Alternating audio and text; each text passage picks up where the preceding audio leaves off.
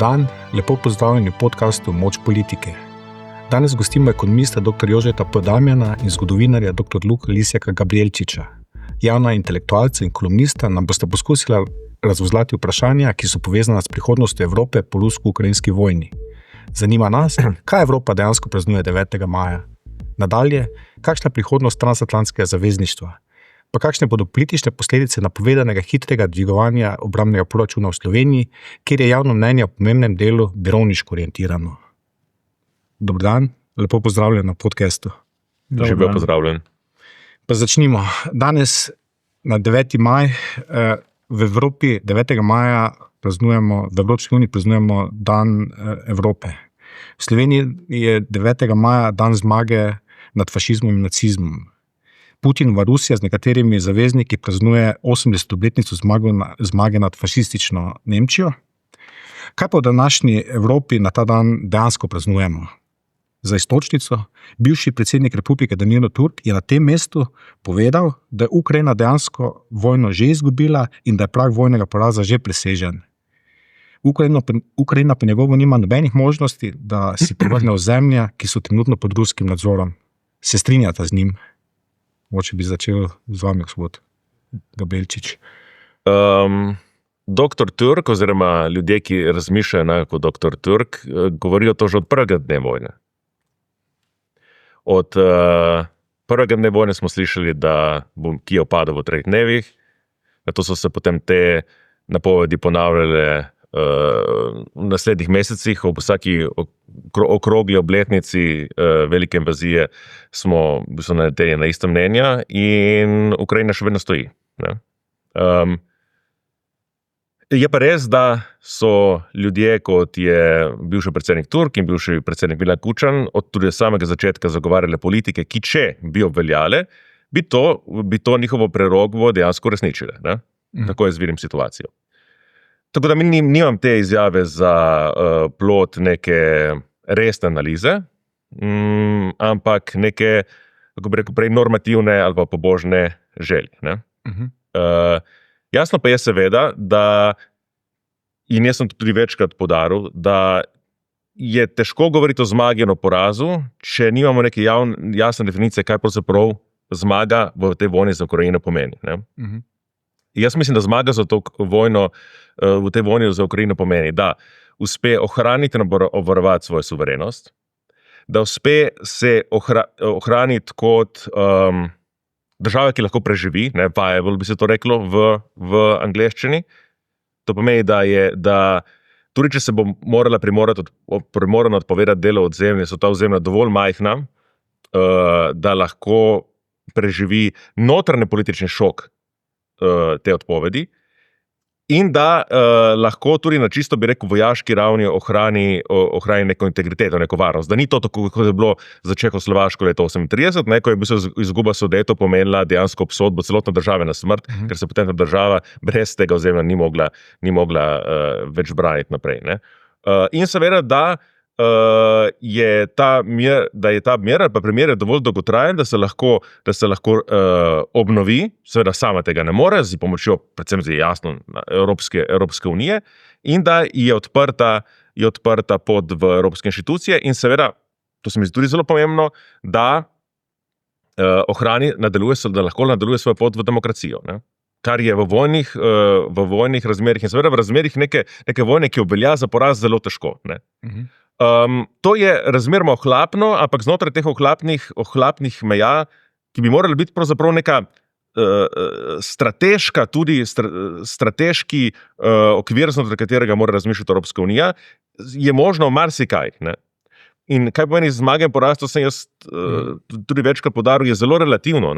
Če pogledamo zimsko vojno, se pravi sovjetsko vojno proti Finski, je formalno pravno Finska v tej vojni izgubila, kljub njenemu junaškemu odporu, vendar je bila ne samo moralna, pa tudi politična zmaga. No, potem je storila napačno odločitev, da se je v vojno vrnila na stran nacistične Nemčije, ampak uspela je preživeti, uspela se je izogniti usodi vseh ostalih držav, ki jih je Stalin napadel v Evropi v tistem letu. In to je bila zadnja zmaga. Po drugi strani, če gremo Poljsko v drugi svetovni vojni, z druge strani vojne se začela z napadom na Poljsko, je Poljska kljub temu, da je formalno pravno bila na strani zmagovalcev, kljub temu, da je v zameno za svoje najslabše razvita ozemlja poseljena s prebivalstvom, ki je bilo sovražno nastrojena do države, dobila mnogo bolj razvita, nekateri izmed industrijsko najbolj razvitih ozemelj na zahodu, kljub temu je bila dejansko verjetno ena izmed največjih poražek te vojne. Zato, ker ni mogla, kako bi rekel, ker ni mogla obnoviti nečesa, kar je bilo vse nadaleč podobno suverenosti. Ne?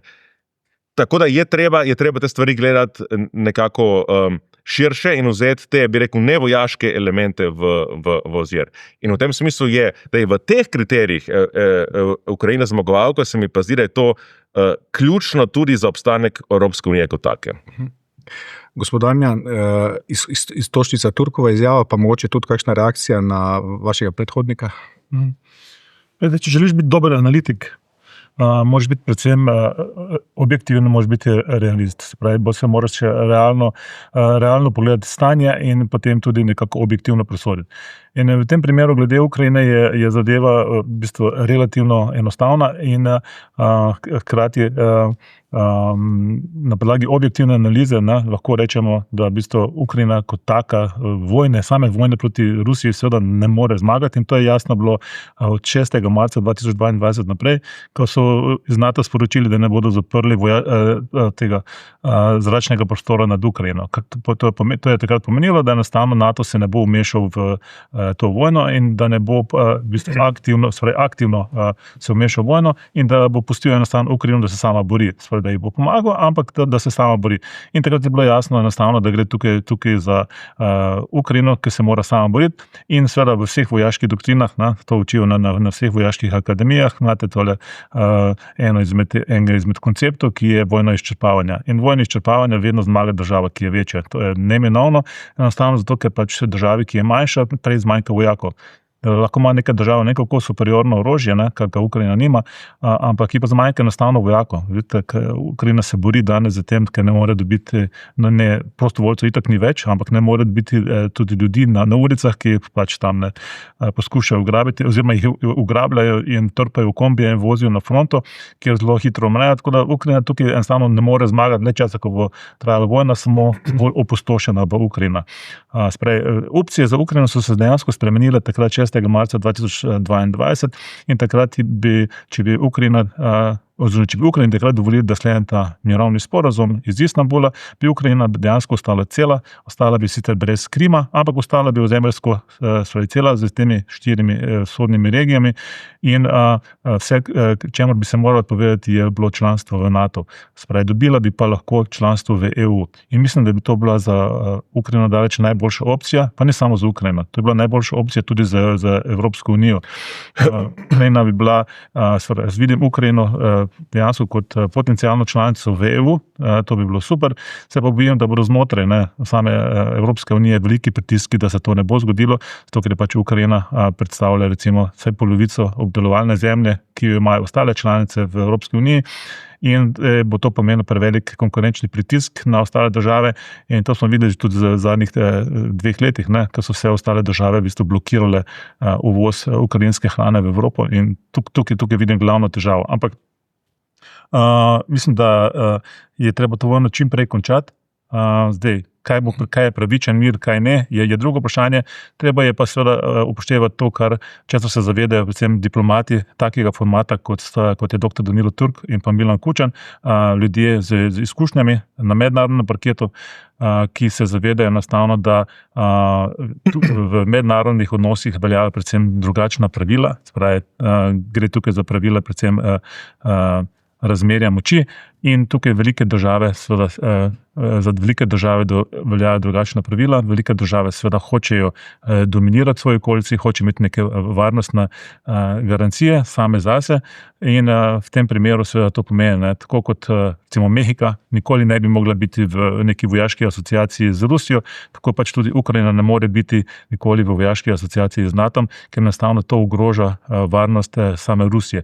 Velike države si to lahko privoščijo, To enako velja tudi za Kitajsko. Kitajska nikoli ne bo dovolila, ne, da bi Tajvan bil neodvisen oziroma bil pod ameriško oblastjo. Velike države se enostavno to vzamejo. Takšen je ta svet in to treba realistično oceniti. Seveda, za Ukrajino bi bilo, kot sem že povedal, najboljše, da se ta vojna čim prej konča, da se sklene mir in da se lahko začnejo integracijski procesi Ukrajine v Evropsko unijo. Nadaljujem, videl sem nekaj odkimavanja, pri vas, gospod Lisjak. Ja. Mogoče par kratkih replik na tole. Ja, meni se zdi zelo zabavno, da smo najprej slišali, da je treba biti pri analizah realistični in potem 5 sekund kasneje neko analizo, na podlagi kateri bi Putin šel v to invazijo, ki je pripravljal 3 mesece in 3 mesece, pol leta vojaško in ekonomsko nekaj let. Zakaj? Zato, da bi potem po 1 mesecu in pol odstopil od invazije v zameno za to, da bi Ukrajina ne bila članica NATO, ker je tako že jasno, že prej je bilo jasno, da ne bo. Ne. Tako, ko gremo pogledati na detajle, ki so predstavljali tistega sporazuma v Istanbulu, nikakor ni šlo za to. Ne. Ni šlo za to, da bi Ukrajina lahko sprejela mir samo s tem, da bi se odpovedala formalno članstvu v NATO in priznala rusko suverenost Krima, česar se ne bo zgodilo, zakaj bi navsezadnje to storila, ne. Ampak je šlo za mnogo več. Tukaj so ruski pogajalci zahtevali, da so omejitev na njene vojaške sposobnosti, se pravi, da bi se de facto razorožila pred možnostjo vsakega naslednjega spopada. Ne. Tukaj je šlo za celo vrsto pogojev, ne, ki so se medtem, ko so pogajala začela, ne, po klasičnem scenariju, vedno bilo nekaj novega, ki bi de facto pomenile predaje Ukrajini. In da je tako, je dovolj, da poslušamo, kaj govori ruska oblast. Mislim, zelo koristno je se kdaj usest, pa vsi govorimo slovanske jezike, ne, pa če ne, lahko se pomagamo s podnapisi, kaj govori ruska državna televizija, kaj govori nekdanji predsednik Medvedjev, kaj govorijo kremeljski propagandisti, zadnje, kaj je Putin sam pisal v teh svojih esejih o enotnosti ukrajinskega in ruskega naroda. Ne. Se pravi, ideja, da je Rusija šla v to vojno samo zato, da bi z njo preprečila vstop Ukrajine v NATO, ker jasno, vsakemu jasno je, da je pač kvečemu postavlja to vprašanje še bolj na mizo, ne? Mislim, da je to pravzaprav naivnost. Ne? Večja resnica je v tistem drugem delu, ne? Da je pač Rusija država, ki ima imperialistične ambicije v Evropi sami. Ne? To pa je nek projekt, za katere mislim, za katere sem prepričan, da Evropska unija se ne more pomiriti. Zato, ker ideja Evropske unije je antitetična ideji izgradnje imperije na evropskih tleh. In tukaj sta dva projekta, ki trčita in v katerem bo eden mogel zmagati in eden bo poražen. In to je Putinu jasno, bolj kot nekaterim v Sloveniji. Ne? In ta dva projekta ne bosta mogli dejansko sobivati. Eden bo moral izgubiti in se umakniti iz tega spopada. Če bomo omogočili Putinu, da bo zmagal, pa da se bo ta projekt izgradnje Evropskega imperija nadaljeval in bo pripeljal do uničenja Evropskega projekta, kot ga poznamo ne bom rekel neposredno, to je bilo ne historično od konca druge svetovne vojne dalje, ampak recimo od 50. in 60. let dalje. K tem se še vrnemo. Mogoče še v tem krogu bi še vam eno kratko repliko na slišano v obrambo vaših stališč. To gre za navadne fantazije. Ki niso podprte z domenjimi analizami, ničem resnim. Rusija v zadnjih 30 let ni kazala dobenih ambicij, da bi zavzela katerokoli državo v okolici. Cela zadeva, cel ta proces, recimo vojaški proces, se je začel izključno po vrhu NATO v Bukarešti aprila 2008, ko je bilo dejansko izraženo vabilo Ukrajini in Gruziji v NATO. Se pravi, ko je bilo izrečeno, oziroma ko je bilo zapisano, da vidijo države članice NATO, obe državi kot članici NATO. In takrat, že predtem so Američani seveda dobro vedeli, kaj to pomeni za Rusijo, se pravi, takrat je ameriški veleposlanik Burns v Moskvi tudi poslal depešo v Washington, ki je rekel, da je to absolutno rdeča linija tako za Putina, kot za vse ostale ruske politike in da bo zaradi tega lahko pride do tudi do vojaških spopadov. In to se je tudi zgodilo, takoj zatem smo imeli vojno v Gruziji. Gruzija nikoli ni postala članica NATO in tudi jasno je, da ne bo. Medtem ko so pa Ukrajini ves čas ponujali, spravi implicitno in tudi eksplicitno v zadnjih 2 letih, še bivši generalni sekretar NATO Stoltenberg je ves čas poudaril, pa tudi novi generalni sekretar NATO je, preden je Trump bil izvoljen oziroma bil inauguriran, poudarjal, da vidi Ukrajino v NATO. Se pravi, to je za Rusijo seveda no-go in se to ne bo zgodilo. Enostavno tudi z real političnega vidika se to enostavno ne more zgoditi, ker enostavno nobena velika država tega ne bo sprejela in Rusija je velika država, vojaško velika država. Te ruske vojaške ambicije oziroma imperialistične ambicije, niti niso dokumentirane, niti niso se zgodile v zadnjih 30 letih, enostavno tega ni, to so fantazme, kvečemo se širo NATO na ukrajinske oziroma na ruske meje in to pa je dokumentirano in je tudi nasprotju z dogovorom med Gorbačovem in pa takrat, ko je bil ameriški predsednik takrat Bush, starejši, takrat je bil ta dogovor. Ampak, glejte, zdaj tudi konec koncu je to dost irelevantno z tega vidika, namreč mi moramo izhajati zdaj iz te situacije, moramo enostavno zapreti to poglavje, ki ga imamo v Evropi, predvsem zaradi prihodnosti Evropske unije. Tukaj je vidim ključ.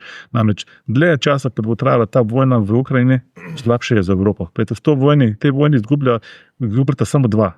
In to sta Ukrajina in Evropska unija. In če kdo misli, da bo s tem, ko bodo porazili Rusijo, da bo s tem preživela Evropska unija, se enostavno to ne more zgoditi, ker Rusija ne bo poražena. Enostavno ne more biti poražena. Ne moreš poraziti države, ki je jedrska velesila in ki ima za zaveznico Kitajsko. Torej, to je irelevantno, treba je najti novo ravnovesje, nov dogovor, ki bo omogočil v bistvu sobivanje globalno sobivanje v Evraziji in bo omogočil preko predvsem gospodarskega sodelovanja, političnega sodelovanja, da imamo tukaj mir, da imamo trajen mir in da v bistvu lahko si privoščimo oziroma da lahko zagotovimo blaginjo prebivalcem v tem prostoru. O tem še bomo podebatirali. Morda res kratko repliko, ker so to polemičnost, lahko še vedno se ostala vprašanja izraziti. Če kaj seveda nujnega, gotovo povejte. Potem samo fact-checking, se pravi to, da je bilo Gorbačovu obljubljeno, da se NATO ne bo širil proti vzhodu, to ne drži, tega ne pravim jaz, to pravi Gorbačov. Ne, to so dokumenti. To pravi, poglejte, Gorbačov je dal intervju za Špigel nekaj let pred svojo smrtjo. To so dopeše, to je v arhivu ameriškem. Gorbačov je dal intervju za Špigel nekaj let pred svojo smrtjo, ker so ga vprašali tudi o tem in eksplicitno rekel, ne, tega tudi ne pismo, mi nihče tega ne obljubil. Se pravi, to preprosto ne drži. To piše, se vam lahko pošljem, gledajte. Imam tole vse skenirano. Problem je, da če se ne moremo okrog dejstev zadiniti, je težko nadaljevati debato. Jaz mislim, da izjave, ki smo jo slišali, da Rusija nikoli ni ravnala kot ekspanzionistična, pa imperialistična sila, da ni nobenega dice, ki bi kazal na to, pač pravi, kako bi rekel, je v nasprotju z to pozivom, s katerim se strinjam. To mora vsaka analiza štartati iz nekega neutralnega presojanja ali pa objektivnega presojanja dejstev. Jaz mislim, da tukaj na ravni dejstev se že ne strinjamo in v tem primeru je pač razprava težka, ampak je bo še vedno kljub temu nadaljevala. Gotovo je težka, in prav je, da to razpravo seveda tudi upravimo z vidika slovenske javnosti, zato bi šel k naslednjemu vprašanju, precej enostavnemu. Ameriški predsednik Donald Trump je napovedal, da bo vojno v Ukrajini zaustavil v enem dnevu. Zakaj mu je v 100 dneh tako gladko spodletelo? Vojne v Ukrajini seveda ni mogoče rešiti v enem dnevu in tudi Donalda Trumpa ne moreš imati resno, ker on je predvsem pač reality showman in spravi, večina njegovih stvari, njegovih projektov občasno propade, se je zelo vehementen, ampak v tem primeru, kar se tiče Ukrajine, seveda je pa ena stvar mu je pa treba priznati, ne, je to, da pač si iskreno želi, ne, da bi tukaj bil konec vojne, ker se pač Ameriki ta vojna ne splača več. V tem primeru Amerika je to vojaško izčrpana, predvsem pa je preprečuje njen fokus, njen res strateški fokus, ne, to je pa na Kitajsko, kajti glavna, se pravi, globalna sovražnica ali pa nasprotnica ZDA za glede globalne hegemonije ali pa dominacije je Kitajska. Rusija tukaj za Ameriko ni pomembna, kvečemo Amerika lahko z njo goji neke, recimo, ima neke pozitivne odnose z njo, predvsem na gospodarskem področju, pa predvsem zato, da jo v bistvu odmakne od tega zavezništva s Kitajsko, ker s tem v bistvu oslabi Kitajsko, predvsem energetsko in tako naprej. In zdaj, seveda, Trump te vojne sam ne bo končal, končala se bo takrat, ko bo šlo do dogovora med Ukrajino in pa med Rusijo. Lahko pa s tem pripomore na ta način, da pač prenehajo dobavljati orožje Ukrajini in potem bo vojna se hitreje nehala, kajti Evropska unija nima vojaškega potenciala, s katerim bi lahko v bistvu suportirala nadaljevanje ali pa dolgo suportirala nadaljevanje te vojne v Ukrajini. Vaš pogled? Ja, se presenetljivo, če govorimo zdaj o ravni samih dejstev, se presenetljivo strinjam z večino stvari, ki jih je bilo tukaj izrečeno. Bi šel še korak dlje, jaz mislim, da je ni samo to politika Donalda Trumpa, to je politika Amerike že kar nekaj administracij, da pač Evropa več že dolgo časa ni fokus ameriške zunanje politike, ampak tudi Atlantik, ne, če govorimo o Severnoatlantskem zavezništvu, ampak je na fokus usmerjen na Pacifik. Ne. To je veljalo za prejšnjo administracijo, to je veljalo za Obamovo administracijo in pravzaprav lahko gremo še toliko nazaj. Zato so se mi zdele vsa ta retorika, ki smo jo slišali v Sloveniji, morda še bolj kot kje drugje, v zadnjih 5 letih, pa zadnjih 3 letih, češ, da gre za proxy vojno med Rusijo in Ameriko, da je to vojna zakuhala Ameriko. Ne samo mešana megla, ampak tudi v bistvu spregleda bistveni element, ki se mi zdi, da smo ga vendarle tukaj uokvirili, da je ta vojna mnogo pomembnejša in mnogo bolj, kako bi rekel, eksistencialno zadeva Evrope, in če govorimo na dan Evropo, specifično tudi evropski projekt, Evropsko unijo, kot pa Ameriko samo. Ne. Amerika lahko živi popolnoma in mogoče celo še boljše z nekim svetom, v kateri si razdeli interesne sfere z Rusijo, v kateri Rusiji prepusti vse to, kar Putin hoče, ne, se pravi območje bivšega sovjetskega imperija ali pa območje bivše Sovjetske zveze v Evropi ali pa še širše gledano evropskega sovjetskega imperija. No, oziroma, bom rekel tako, vsaj del ameriške politične elite verjame, da lahko Amerika s tem živi. Ne. Ker če bi to pripeljalo po drugi strani do ošibitve osi Kitajska-Rusija, ki se je nedvomno okrepila v zadnjih letih, ne, in to je pa Putinova velika strateška napaka. Ne. Mislim, da vsakdo, ki gleda na položaj Rusije z neko, bi rekel, empatično naklonjenosti do ruskih interesov, se strinjam, jasno je, da katerikoli ruski politik bi moral v vsakem primeru bi nasprotoval včlanitvi Ukrajine v NATO, to je jasno, ne. Ampak po drugi strani bi bil nek pameten ruski politik tudi vzdrževal neko ravnovesje med Kitajsko in Evropo. Ne. Zato svojo politiko pa je dejansko Putin se pravzaprav postavil v tako kot polvazalni položaj vis-a-vis Kitajske. Ne. In od samega začetka dalje je bilo jasno, da je to nekaj, kar ameriško administracijo pravzaprav bolj skrbi kot recimo vprašanje ukrajinske suverenosti ali pa kot vprašanje evropskega projekta in tako dalje. Ne. In da zato tu s tem se pa strinjam, da je od samega začetka bila ta podpora Ukrajini delna, ne, da je bila usmerjena v to, da Ukrajina preživi, ne pa zato, da Ukrajina zmaga. Ne. In mislim, da če iščemo razloge, zakaj je Ukrajina danes v slabšem položaju, recimo, kot bi si želeli, je tudi povezano s tem, ne? Ampak to je pač problem neiskrene podpore tako strani Amerike iz razlogov, ki sem jih omenil, in strani Evropske unije pač iz razlogov, ki jih tudi poznamo. Ne. Kot se je do zdaj izluščilo, je verjetno ključno vprašanje, kaj pravzaprav pomeni poraz Ukrajine v vojni z Rusijo, oziroma obratno, kaj pomeni zmaga Rusije v vojni z Ukrajino z vidika Evropske unije. Pelje poraz celo v razpad poraz Ukrajine v razpad Evropske unije, razpad evropske integracije, pa na drugi strani morda celo v razpad zveze NATO, spodajmen. Najprej dajmo moče samo še repliko na to, kar je bilo prej rečeno, da je bilo povezovanje Rusije z Kitajsko Putinova strateška napaka. Nikakor ne. Namreč tukaj moram videti, zadevo gledati z dveh vidikov. Prvi vidik je, da je Rusija s tem, ko se je povezala s Kitajsko, enostavno si zagotovila preživetje v času sankcij, predvsem da je dobila trg za svojo energijo, kar je ključno, ker so se začele sankcije na tej strani.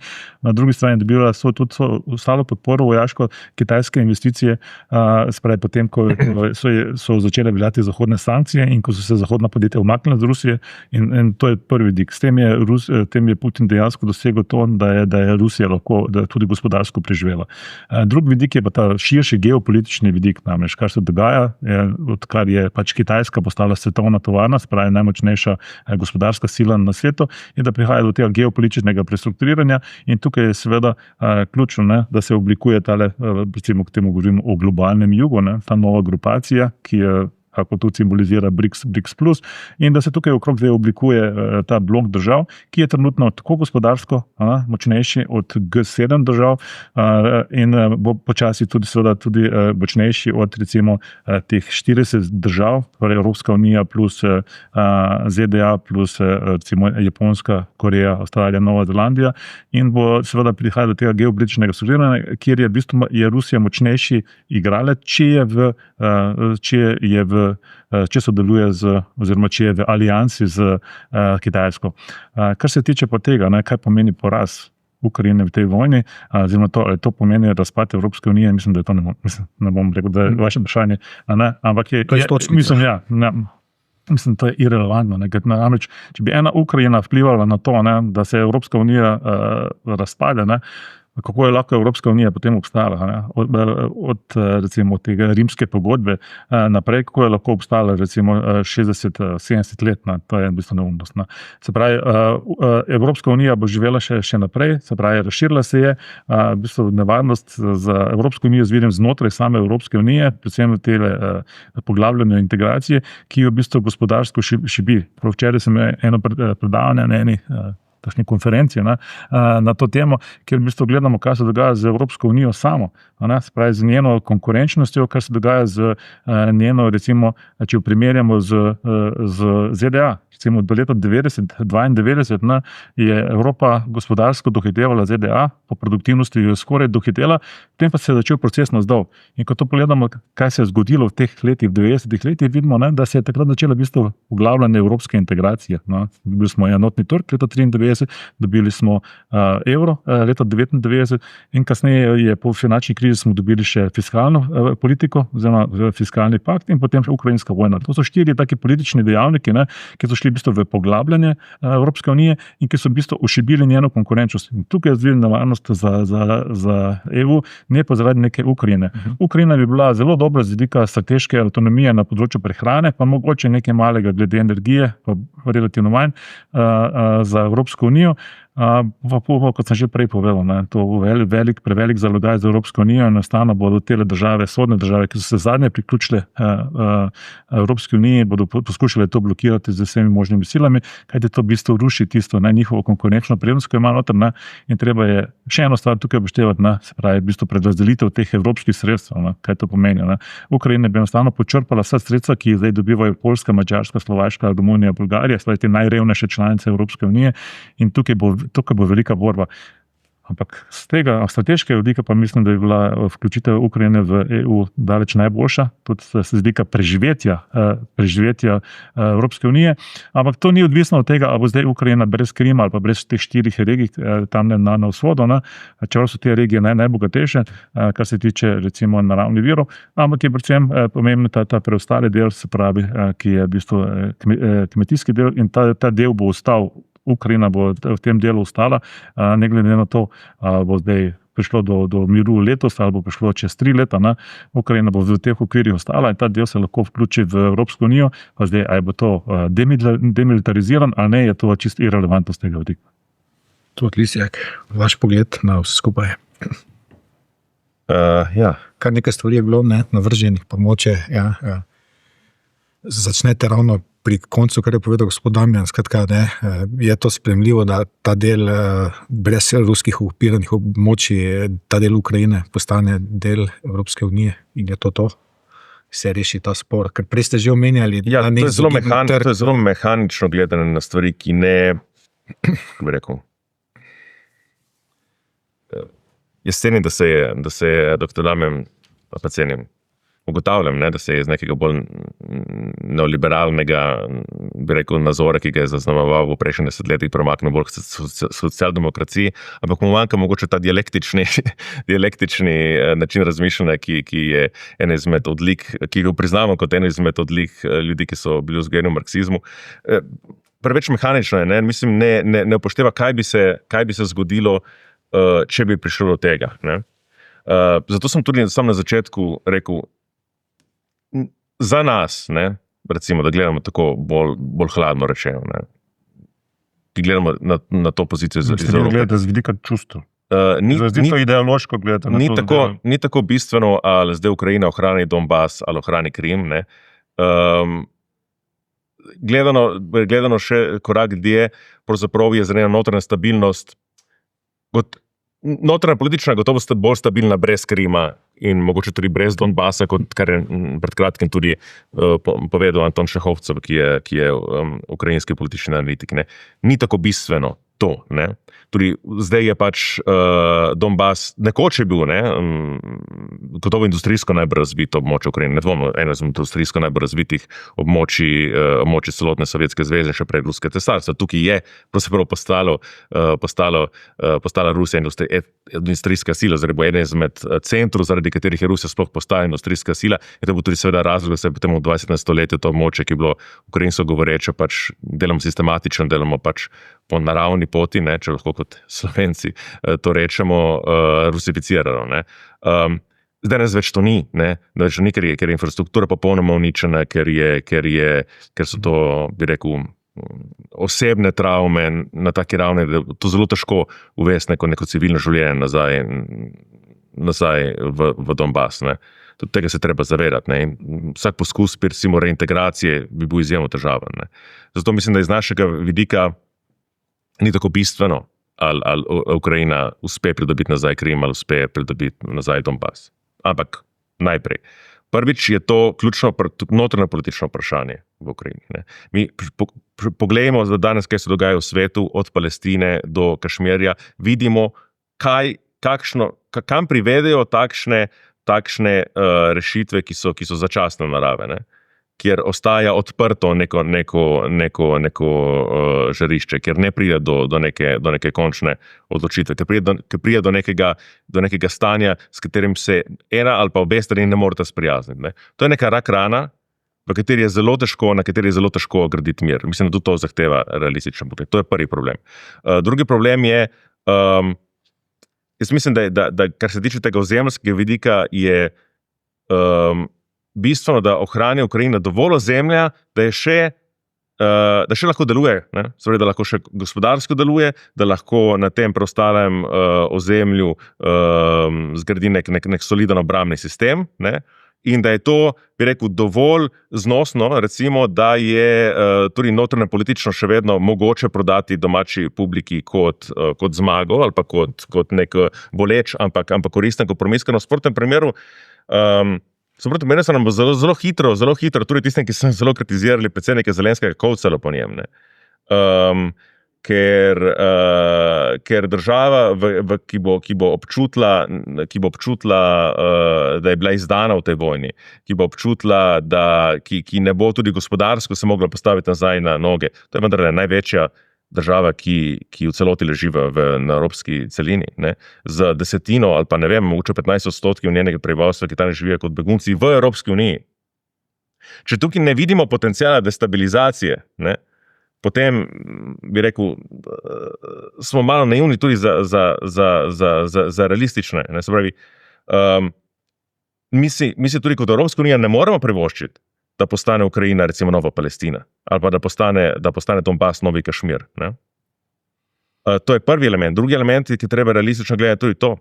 Če bi prišlo do neke rešitve, ki bi bila precepirana kot izrazita ruska zmaga, bi marsikatere številne države v Evropi in drugje vzele zelo resno to, kar govorijo nekateri danes, ko pravijo, kar sicer zgodovinsko ni točno, ne, ampak ko pravijo, jedrske sile ne morejo biti poražene. Ker kaj to potem pomeni, če to se res izkaže, da je tako? To pomeni, da če hočeš ti preživeti v tem svetu, moraš postati jedrska sila. In to bo odprlo vrata jedrski proliferaciji. Tako je. Začenši recimo zdaj poljski predsednik je govoril o tem, da mora Poljska dobiti jedrsko orožje. Ne.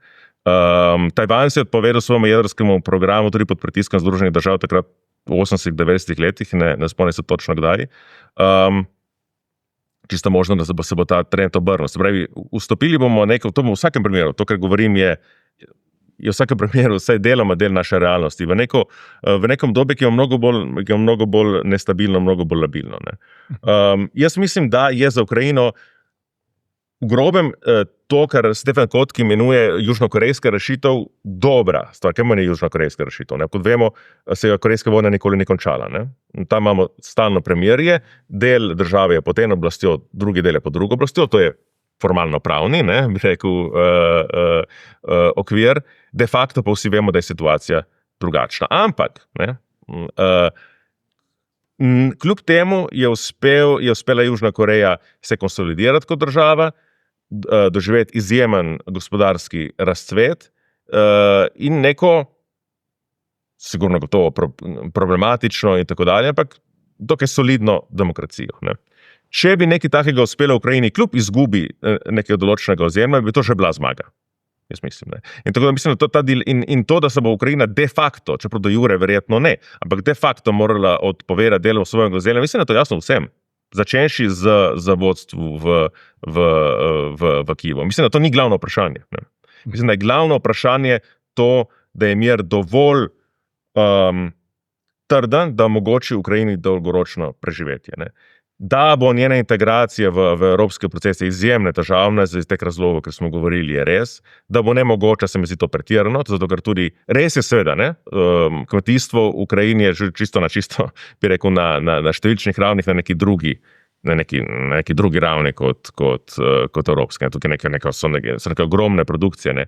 Je pa po drugi strani seveda res, da Poljska več ni to, kar je bila v 90-ih letih ali pa 25 let nazaj, je seveda še vedno kmetijska velesila, ampak ni to njena glavna panoga. Ne. V 90-ih letih je bila Poljska agrarna stranka, ne, ta ljudska stranka, pomemben politični faktor, danes ne več. Ne. Hočem reči, tudi Poljska je v mestnem času postala zelo pomembna, bi rekel, industrijska velesila, v kateri gotovo ne celoten del prebivalstva, gotovo ne celoten del politične elite. In mislim, da bomo to videli v prihodnje še bolj kot danes. Gotovo se ne vsi zavzemajo za evropsko priključitev, se pravi za priključitev Ukrajine Evropske unije, ampak je dovolj velika politična volja, da se to zgodi. Ne? Nekoliko drugače gotovo v Romuniji in tako dalje, ampak jaz mislim, da ta pot ukrajinske integracije v Evropsko unijo, čeprav seveda težaven in poln pasti, ni nemogoč. Ne? Tako kot ni nemogoča zmaga v teh kriterijih, kot sem jih omenil. Se pravi, bom rekel, finski scenarij v tem smislu, kako je tudi pravzaprav Finska uspela preživeti in se konsolidirati kot demokracija, kljub temu, da je bila v obeh vojnah proti Sovjetski zvezi v 40 letih formalno poražena. Tukaj mora biti naš fokus. Ne. Da pa bi neka zmaga Rusije v smislu, kot si jo je zamislil Trump tako na začetku, ne, se pravi z delitvijo interesnih sfer, za razdelitvijo pravzaprav Ukrajine med prorusko in proameriško sfero, da bi takšen scenarij bil usoren za Evropsko unijo, jaz mislim, da se bojim, da bi mi dogodki dali prav, ne. Mislim, da tukaj trošim bistveno preveč besed za to. Mislim, to je irelevantno, je to, kar se zdaj pogovarjamo z tega vidika. Namreč treba je samo enostavno, zmaga za Ukrajino je mir. To je njena zmaga. Zdaj lahko vojaški poraz opredelimo oziroma definiramo, da je to za zmaga, ampak zmaga za Ukrajino je to, da bo imela mir, da se bo lahko začela vključevati v evropske integracije in da bo lahko začela gospodarsko se ponovno postavljati na noge. In to je zmaga. Zdaj pa bomo mi trošili še 3, 5, 7 let, 10 let besede na to, kaj je to pravičen mir in tako naprej, je irelevantno. Pomembna je usoda Ukrajincev. To je ključno, kar moramo danes gledati. V Rusiji vojaško ni mogoče premagati, enostavno treba je najti rešitev, in ki se bo najdla, ki bo trdna z tega vidika na podlagi ravnotežja ali pa ravnovesja moči in dajmo se začeti pogovarjati v bistvu o prihodnosti Ukrajine, ne pa zdaj naprej trošiti besede za to, kaj pomeni pravičen mir, kaj ne pomeni in tako naprej. To je v bistvu navadna semantika, ki Ukrajince prav nič ne pomaga.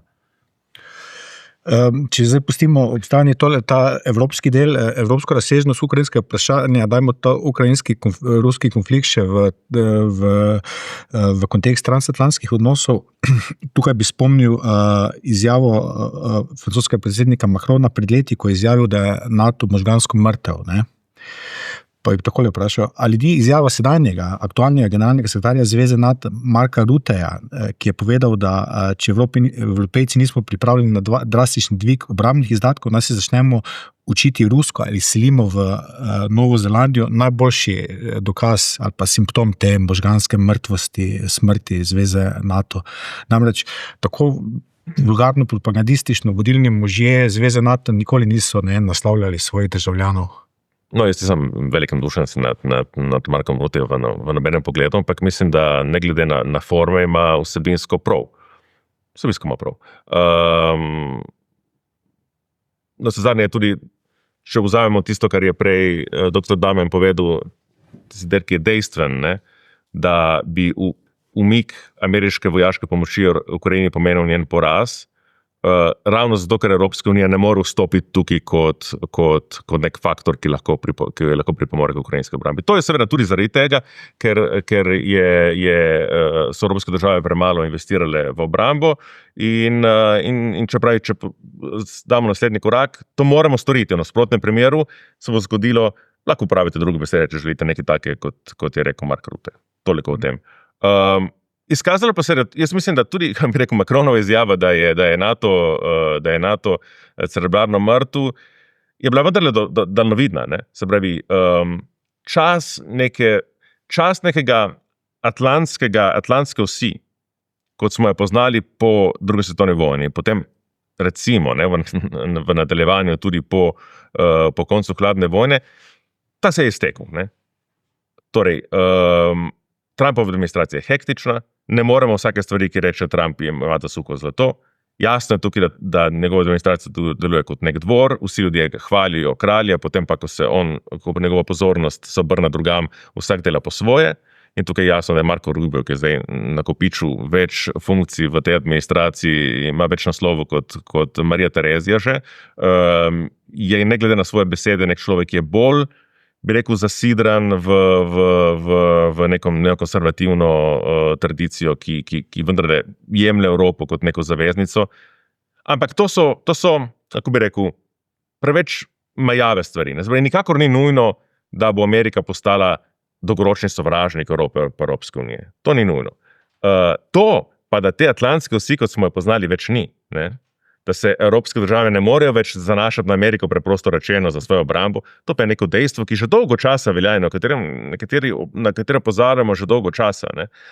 Ampak to prihaja potem z nekim drugim spoznanjem.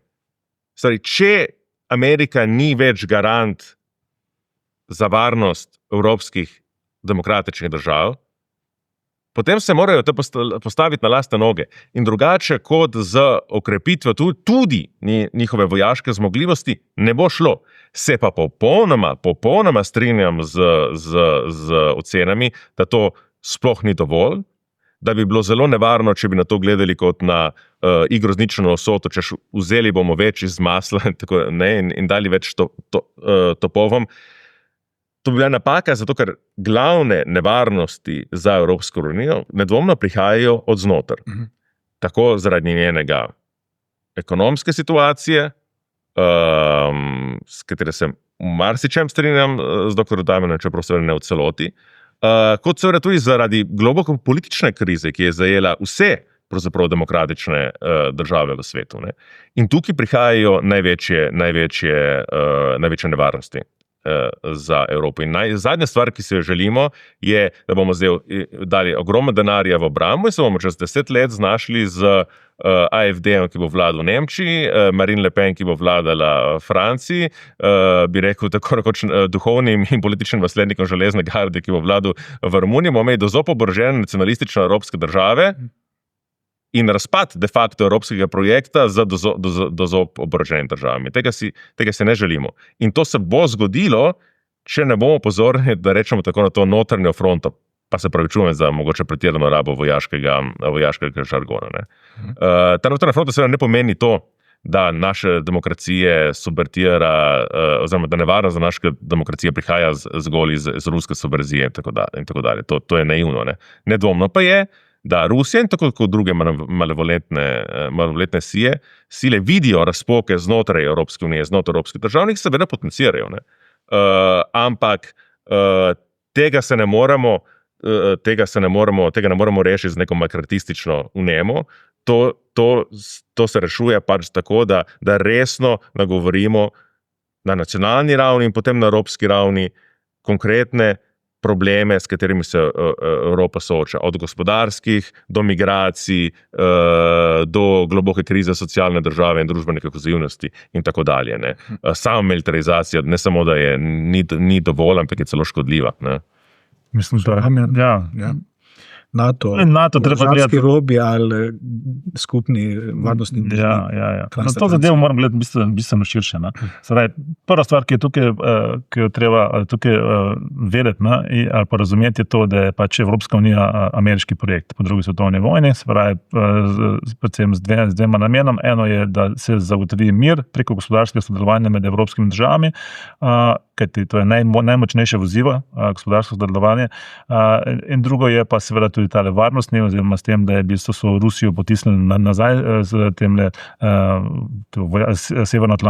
severnoatlantskim vojaškim zavezništvom, in to je delovalo, se pravi, dolg časa, času hladne vojne in tudi kasneje z tem evropskim projektom širjenja Evropske unije na nove članice. Ampak NATO je odslužil na svojo vlogo, dejansko je nekako postal nepotreben, in potem nastopi pa ta drugi del, se pravi ta širši geopolitični aspekt, in to je, da se Evropska unija preprosto mora odrasti, mora postati samostojna gospodarska skupnost, mora postati Združene države Evrope, in to pomeni seveda osamosvojitev od Amerike, in to jaz poudarjam že kar nekaj let, tudi nekaj člankov sem na to temo napisal. Se pravi, to pa pomeni prvič gospodarsko osamosvojitev, pomeni tehnološko osamosvojitev in pomeni vojaško osamosvojitev. Vse troje hkrati.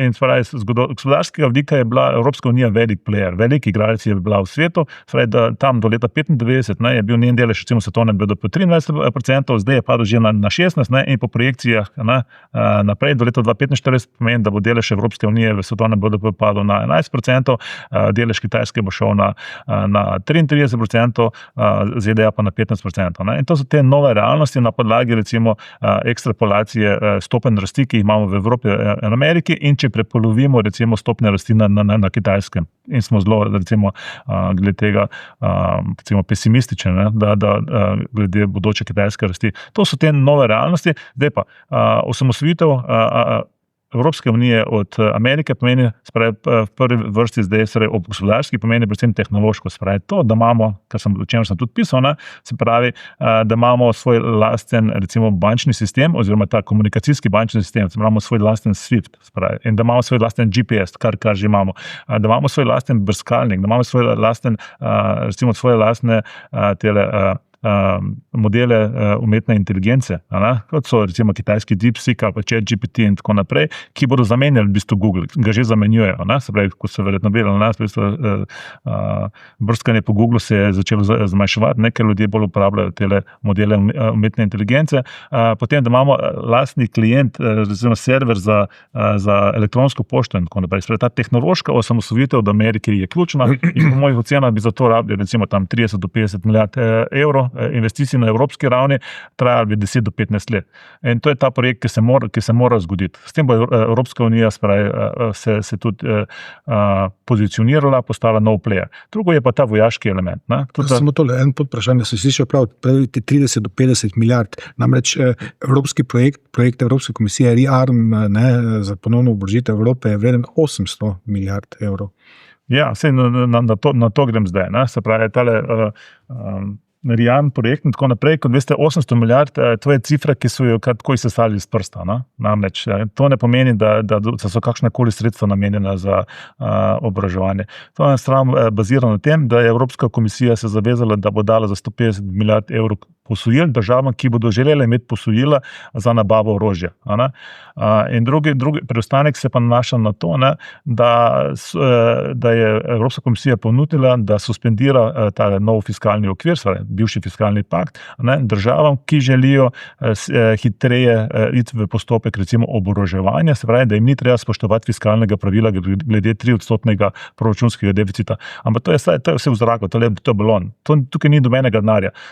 Tudi kasneje prišli na slovenski proračun na to, tako naprej.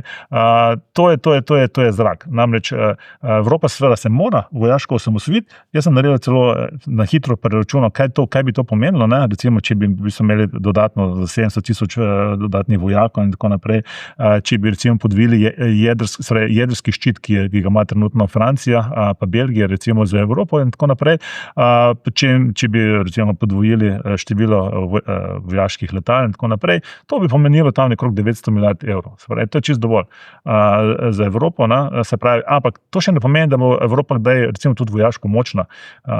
Prvič, treba je upoštevati to, da glede tega oboroževanja bodoče ne vemo, po kateri standardi se bodo oboroževali. Namreč, ali bomo imeli recimo Eurofighterje v zraku, ali bomo imeli francoske Rafale. Namreč, to se ne bodo med sabo države morali zmeniti. Katere tanke bomo upravljali? Vsaka država bo investirala v svoje lastne kapacitete, še vedno pa ne bomo imeli skupne evropske vojske. To je glavni problem. Tudi, če bi imeli, ne bi bil potem problem poveljevanja. In kdo bo poveljnik te vojne, kako se bodo kodirali med sabo.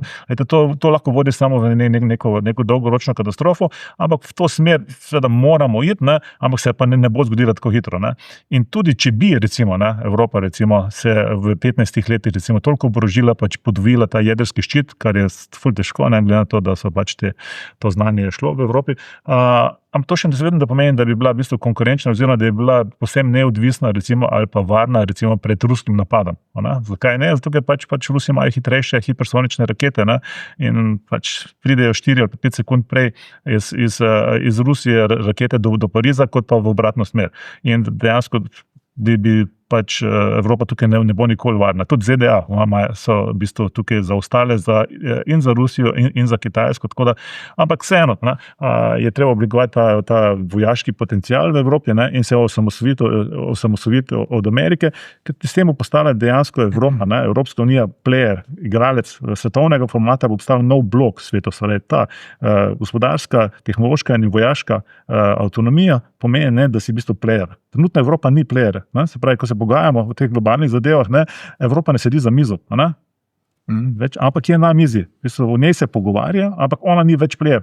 Ampak zakaj ni player? To, ker sama se ni potrudila, da bi bila. Ker je že dolgo bila v tej vazalni vlogi Amerike, ker to ni bilo treba. Stvari, uživala v zaščiti, imeli smo mir, Američani so nam zagotavljali mir in smo lepo bogateli. Ampak ni pa naredila tega koraka naprej. In zato je danes postala irelevantna. Še bolj irelevantna, če bo gospodarsko zaostajala. Tega se jaz najbolj bojim. To gospodarsko zaostajanje, ki se nam kaže zadnjih 30 let, ne samo z Ameriko. Da povem samo podatek, glede rasti produktivnosti je Evropa v zadnjih 20 letih za Ameriko zaostala za 35%. Veste, kaj je to za 35%, ampak za Kitajsko je zaostala za 700%. To so taka razmere, da so enormna in enostavno trenutno evropski gospodarski model razpada. Vse te tradicionalne industrije, ki smo imeli, recimo nemška tradicionalna industrija, na katero smo bili najbolj ponosni, avtomobilska industrija, to je zdaj pa se. Kitajci so povozili nekaj 3 letih so povozili evropsko avtomobilsko industrijo in tukaj je glavni problem. Mi se moramo zdaj znotraj sebe reorganizirati, najti novo industrijsko strategijo za Evropo in paziti, da ne bomo preveč vlagali v nepotrebno, se pravi v orožje, kajti potem v bistvu ne bomo imeli denarja za razvoj. Mario Draghi je v tem poročilu o konkurenčnosti tam proračunal, da bi Evropa morala na letni ravni vložiti za 800 milijard evrov na letni ravni za investicije za povečanje konkurenčnosti. To pomeni, da bi morala povečati izdatke ta namen za 5% ali pa 5% točk BDP. Veste, kakšna je razmera. Glede vojaškega proračuna se pogovarjamo, da povečamo ta odstotek z 2 na 3%. Se pravi, ta razmerja so tako velika, taka velika diskrepanca med njimi, da se jasno pokaže, kje je zdaj v bistvu ta core focus oziroma kje je prioriteta Evrope. Prioriteta Evrope je v bistvu ta gospodarski del, povečevanje konkurenčnosti, ob kratnem malcem, spravi, tudi ob vlaganju v to vojaško avtonomijo, kar lahko gre tudi delno z roko v roki, ampak ključ je pa res na gospodarskem področju. S tem smo prišli do Slovenije, omenjeni so bili odstotki BDP, vlada je ravno včeraj nekako čez noč najavila skok obrambnih izdatkov v letošnjem letu na 2% BDP, do leta 2030 celo na 3% BDP. So vajo zaenkrat ohlapni vladni načrti, ki temeljijo na konceptu dvojne rabe in konceptu odpornosti, prepričali?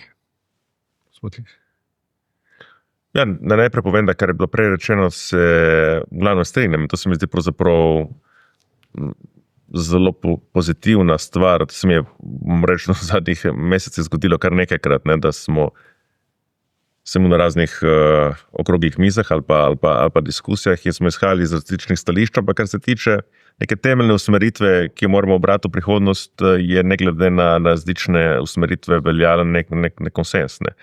Se pa bojim, da v trenutku, ko bo ta izjemno težavno sklop izzivov, ki so pred Evropsko unijo, katerima bi jaz tukaj dodal še institucionalni okvir, pa se mogoče povrnem k njemu kasneje, začeli izvajati, se bodo tukaj že takoj na začetku pokazali velikanske diskrepance. In dejstvo je tudi, da je v tem trenutku ne samo evropsko gospodarstvo, ne samo evropska varnostna politika, ampak kar je povezano na gospodarstvo, tudi evropska politika in socialna kohezivnost, na neki ravni, ki je pravzaprav najnižja od, recimo, močno reči, od konca druge svetovne vojne dalje, ampak gotovo pa recimo od 50 let dalje, od konca alžirske krize. Imamo toliko, bi rekel, političnih kriz v posameznih evropskih državah, da si je težko predstavljati, da smo v sedanji politični kulturi sposobni te projekte izvesti na nacionalni ravni nasploh, kaj pa potem še v koordinaciji vseh držav. Seveda moramo iti v to, ampak je treba, kako bi rekel, rekalibrirati naše upe na podlagi klavrne politične situacije v Evropski uniji. Vsemu temu je treba prišteti, da tako kot je Evropska unija ni bila pripravljena takrat na tisto veliko, institucionalno ni bila pripravljena, na tisto veliko finančno krizo, ki se je začela 2008, tako danes ni institucionalno pripravljeno vse te izzive, ki bomo morali izvesti. Če začnemo samo pri vojski, kot je bilo že rečeno, tudi če se bodo evropske države oboroževale, bo tukaj še vedno ostajalo odprto vprašanje skupnega poveljevanja. In tudi če bi razrešili vprašanje skupnega poveljevanja, bi se tukaj postavilo še hujše vprašanje, ki je to skupno megapoveljstvo ne bi imelo nekega civilnega, ne bi neke civilne roke, ki bi lahko kontriralo. Ne? In to je recept za katastrofo. To smo videli v bivši Jugoslaviji, ko je bila v času njenega razpada oziroma krize na to razpada vojska tako rekoč popolnoma samostojna. Ne? To smo videli v Avstro-Ogrski, kjer se je dogodajalo isto. To smo videli v prvem nemškem cesarstvu. Tega se mogoče manj zavedamo, ampak ki je imela natanko isti problem ob koncu prve svetovne vojne. Ne? In ne moremo se želeti neke Evropske unije, ki je še vedno tako institucionalno nedoročena in ki ne deluje niti kot neka konfederacija, kaj šele kot neka federacija, niti se ne bi želel, mogoče da je bila federacija, ampak vsaj kot neka sui generis konfederacija, ki bi lahko delovala enotno na zunanjem političnem prostoru, smo še daleč od tega. Ne? In iti samo v oboroževanje brez pozornosti na vse te stvari, ne, vključno na njen institucionalni okvir, to dolgoročno se ne bo izteklo. Kako je to mogoče v tej globoki politični krizi, ki zajema vse evropske države? To je veliko vprašanje, na katerega nimam nekega pozitivnega odgovora. Kaj se tiče vašega vprašanja? Ste vrisali te zunanje okoliščine, v katerih se Slovenija... Ta slovenska politična komedija, ki smo ji priča, zadnjih 15-20 let je pravzaprav del te zgodbe. Ne? Je pač nek specifičen simptom tega širšega evropske krize politične legitimnosti. Ne? Glejte, mi bi morali že po sedanjih NATO-vih kriterijih imeti znatno višji delež našega BDP-ja posvetiti obrambi, tega do sedaj ni bilo. Jaz teh obljub, glejte, veste, tako vam bom rekel, vzemite ostale obljube te vlade, pa tudi prejšnjih vlad, ampak recimo začnemo samo s to vlado, primerjate, kaj je bilo rečeno in kaj je bilo izvedeno in potem to pač matematično preneste na te odstotke in boste videli, koliko na koncu bo od tega. Ne? Gospod Damjan, odpornost, dvojna raba, prej ste čist neke druge stvari naštevali, kaj Evropa potrebuje. Mi govorimo tu, vlada govori o nekih zelo hlapnih konceptih in dvigovanju seveda izdatkov za to. Vas pripriča? Ne, to treba gledati z vidika političnega marketinga. Tukaj gre zgolj za marketing, za šminko. Se pravi, lepo se sliši, da bomo povečali vojaške izdatke na 2% in potem so se pač fantje zmedili oziroma punce, ker pač malo poznamo zadnje tega, da bomo pač določene stvari klasificirali kot za dvojno rabo, recimo gradnja ceste so tudi pomembne v času vojne in tako naprej. Tako da v bistvu vse to se lahko zdaj štejemo noter, se pravi, v bistvu te proračunske postavke, ki jih že imamo, pač samo prekvalificiramo, pa rečemo, to so zdaj vojaški izdatki. Povečamo malo sredstva za raziskave in razvoj, hvala Bogu, ker tudi imamo en projekt na to temo, se pravi ekonomike, članstva v NATO in tako naprej, oziroma vojaških izdatkov. Tako da super, več denarja bo za raziskave, ampak to v samem dobenem smislu ne bo povečalo obrambne sposobnosti slovenske države na ta način in je tudi ni potrebno. Poglejte, recimo Avstrija je nevtralna, Švica je nevtralna, Avstrija vlaga manj kot 1% BDP za vojaške namene, se pravi 0,8, tudi Švica manj in so čisto varne države. Se pravi, pri nas dejansko nam je NATO zagotavljal to varnost in več v bistvu ne potrebujem niti vlagati to za obrambne namene. Pomembno je, jaz vidim predvsem na gospodarskem področju. Smiselno bi pa bilo, da se slovenska podjetja, ki jih imamo na tem področju, vključijo v dobavne verige velikih evropskih podjetij. Se pravi, če bo Nemčija recimo zdaj prekvalificirala svojo avtomobilsko industrijo, ker več niso sposobni oziroma niso več konkurenčni na področju proizvodnje avtomobilov, zapirajo tele avtomobilske obrate, jih bodo njih spremenili v vojaške obrate, kot je bila že ponudba, Rajne strani Rheinmetalla, potem bi bilo zelo dobro, da se tudi slovenska podjetja to vključijo noter, slovenski dobavitelji, tako na področju recimo teh specialnih jekel, ki smo jih delali že v času bivše Jugoslavije za jugoslovansko vojaško industrijo, kot recimo do določenih merilnih naprav, kot je bila Fotona in tako naprej. Imamo kupe enih slovenskih podjetij, tako na pamet, jih poznam vse 20, ki se lahko to zadevo noter vključijo, in to bi lahko bil tega skupnega evropskega evropskega programa. In to se pravi, o čem moramo mi v Sloveniji razmišljati, je predvsem o koristih, ki jih bomo imeli od tega. Se pravi, v času tega prestrukturiranja in tako naprej, lahko najdemo neko gospodarsko priložnost tem, da tudi več slovenska podjetja bolj sodelujejo v teh verigah in da to povečuje slovenski BDP. Sami smo pa enostavno premajhni, da bi zdaj lahko imeli recimo svojo lastno vojaško letalsko zaščito in tako naprej. To bi bilo iracionalno in tudi nima smisla. Povečati vojaške izdatke na 3% je neumnost. Jaz raje vidim, da dajo dodaten 1,5% za spodbujanje gospodarstva, za stimulus, recimo potem za industrijsko politiko. Javnost. Samo še nekaj, ne da se ne strinjam, s tem pa zapravo se z bistvom ne strinjam. Tudi, kako bi rekel, to povečanje stroškov za obrambo Evropske unije bo tudi imela velik problem v tej splošni neravnovesju znotraj Evropske unije. Ker pač obstajajo države, ki imajo neke sposobnosti, da prispevajo k tej obrambni industriji, druge, ki nimajo. Ne? In to se pač samo še povečalo ta deficit znotraj Evropske unije in posledično tudi politično nasprotje med posameznimi državami. Vendar Slovenija ima to srečo, da je vendarle med državami, ki tudi imajo neko tradicijo pri vojaški industriji. Ne? In se lahko potem v te dobavne verige dejansko tudi vključi, kar za recimo kakšne druge države Evropske unije večje, ki za večjo politično težo in z nič manj pa celo bolj rezervirano notranjo politiko in resentimentom do Nemčije in tako dalje ne velja. Ne? Se pravi, tukaj smo pravzaprav v prednosti. Da ima kakršnakoli naša obrambna strategija smisel samo znotraj širšega zavezništva, in tukaj jasno se vse bolj odmikamo od koncepta NATO, konceptu neke evropske obrambe, je prav tako gotovo drži. Po drugi strani, kar sem hotel povedati, je pa tako, seveda to, kar je bilo zdaj omenjeno, je politični marketing, to ne dvomno drži. Ne? Ampak politični marketing ni kar tako, ne obstaja razlog, zakaj obstaja malo strokovnjaka za to. Včasih je potrebno zvišati neke pričakovanja, tudi kadar vemo, da jih ne bomo dosegli. Ne. Tukaj dejansko, kar imamo opraviti, se strinjam glavno zaenkrat z marketingom, retoriko, ki pa je pomembna, ne, ker in nekateri so tudi krešejo mnenje, ker kako bi rekel, da pa slovenska javnost, večji del slovenske javnosti ne razume iz razumljivih razlogov, so zadnje. Meni je jasno, zakaj velik del slovenske javnosti pač nasprotuje povečanju stroškov za obrambo. To ni nobena skrivnost, niti se mi ne zdi nekaj patološkega, ravno nasprotno, ne.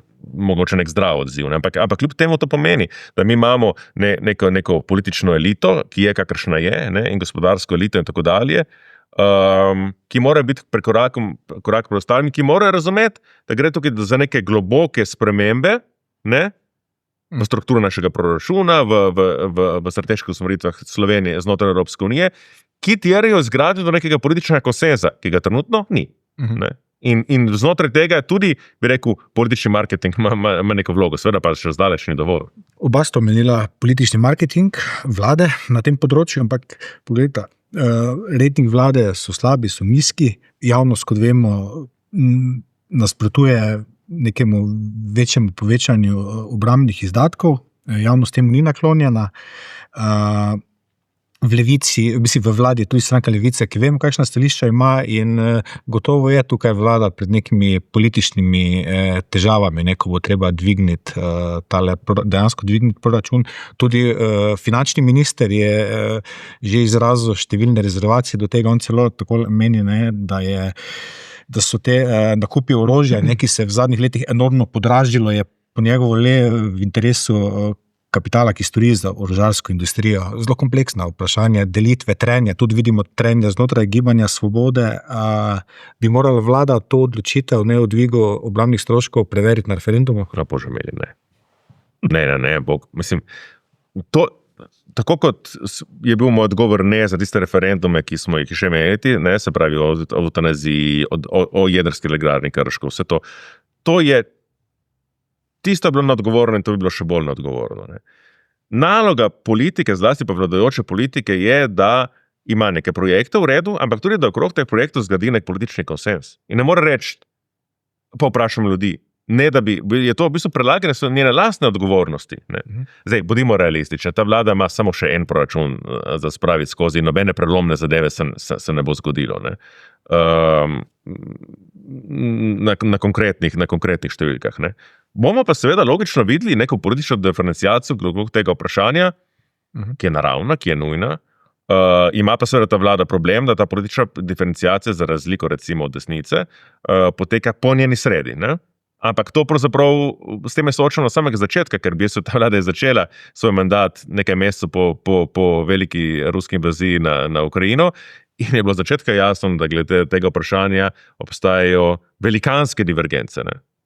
Velikanske divergence ne samo znotraj koalicije, ampak so imeli znotraj strank samih. Ne. Mislim, v Gibanju Svobode imamo Vojka Volka in imamo Milana, kako je Gregoriča. Ne. Se pravi, ne, mislim, glede tega vprašanja bi lahko dobesedno bila vsak na svoji strani in med njima bi bila dolga Putinova 30-metrska miza. Ne. Se pravi, to je neka tema, ki razdvaja slovensko levo sredino, tako kot bo vprašanje odnosa do Amerike in do Trumpove Amerike razdvajalo slovensko desnico. Če bi imeli malo bolj resno politično elito, bi se to ne reševalo z rokohitrskimi retoričnimi triki, ampak tako, da bi se ta diferenciacija poglobila in da bi se potem, bi rekel, na novo preštele vrste, ne, da bi nekdo v neki struji zmagal in da bi se tudi potem premislene koalicije, bodoče in tako naprej, ker to so vprašanja, ki jih še vedno jemljajo kot neka postranska, kot neka nebistvena za slovensko politično življenje, ampak ki so, in bomo to videli iz leta v leto, bistvena, ki določajo našo prihodnost. Še eno hitro podvprašanje je stranka Levica, tole grenko pilulo dviga obrambnih stroškov že požrla, glede na reakcije, ki jih nekako ni bilo včeraj. Ja, že zdavnaj. Ne, mislim, Levica ravna v tej vladi že od samega začetka tako. Ne. Oni se zelo dobro zavedali, da so bili mogoče v tej vladi pogrešljivi, da bi ta koalicija imela, bi rekel, številke, kot se reče, tudi brez njih, ne.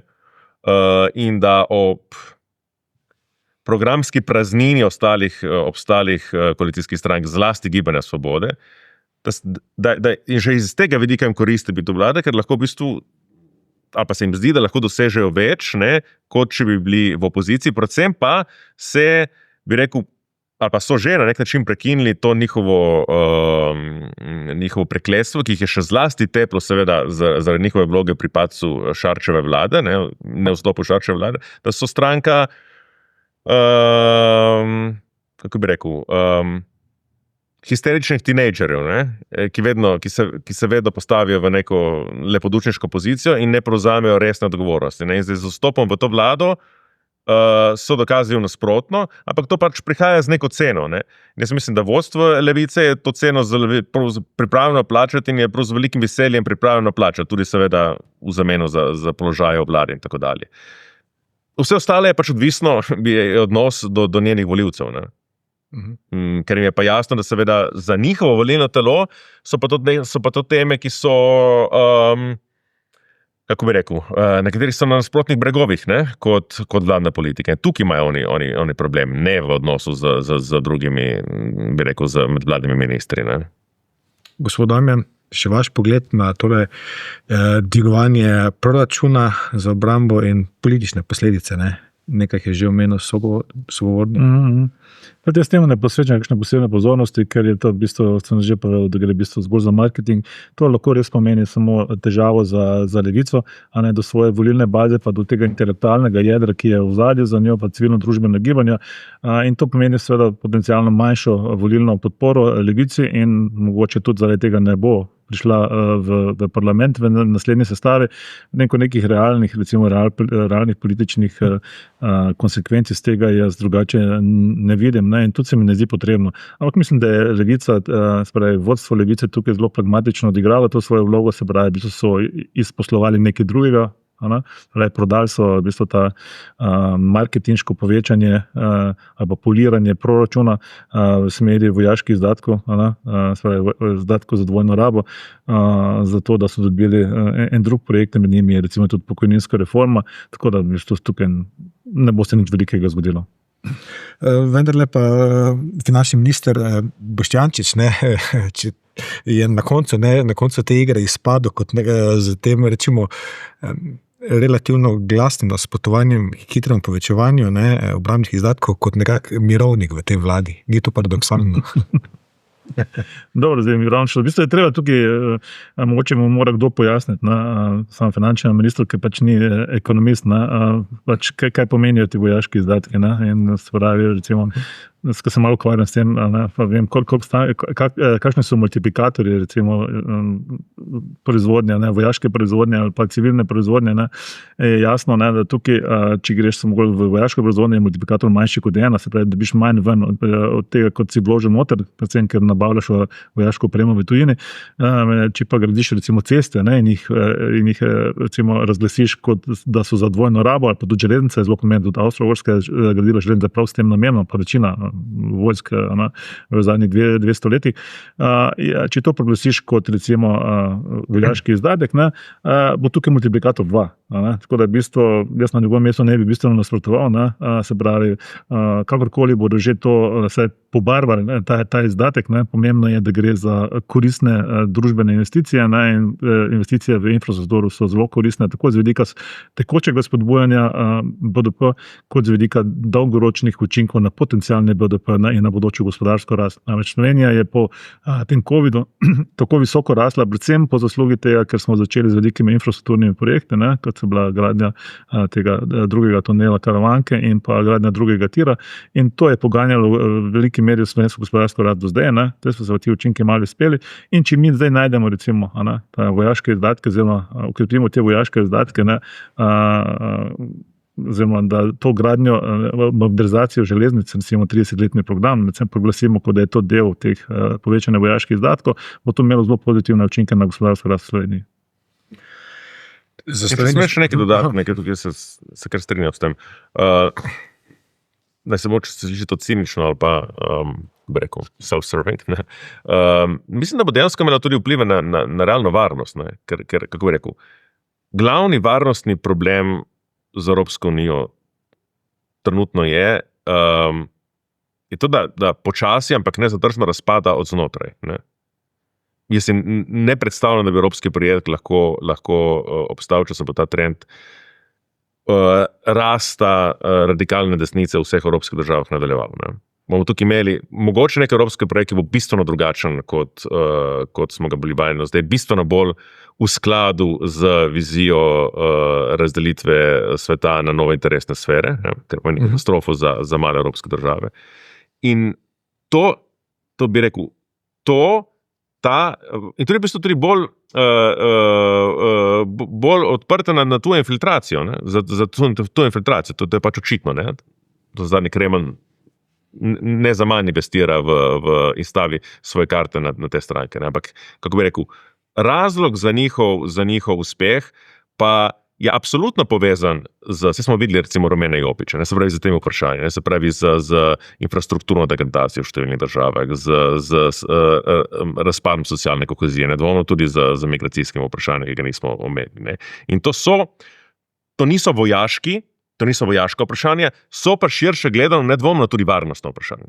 In jaz mislim, da bom rekel tako,